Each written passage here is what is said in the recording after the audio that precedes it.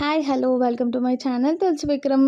వడలు అందరూ స్పెషల్గా వేసుకుంటాం కదా. సో అందులో నేను చిన్నగా చాప్ చేసిన స్ప్రింగ్ ఆనియన్స్ వేసి చేసుకున్నాను. అందులో నేను కాంబినేషన్గా టమాటా అండ్ మేతి తిన్నాను. It tasted very well. ఇట్లా చాలా క్రంచీగా వచ్చిందనమాట, చాలా బాగుంది. So please to try. And coming to the day 4 of స్వామి ప్రసాదం ఉండ్రాలు అనమాట. ఫస్ట్ జీలకర్ర వాటర్ మసలు పెట్టుకొని అందులోనే మనకు తగినంత సాల్ట్ వేసుకోవాలి, ఆ వాటర్ తగ్గట్టుగా. అండ్ ఇదేమో శనగపప్పు పెసరపప్పు ముందే నానబెట్టుకొని అందులో వేసుకోవాలి.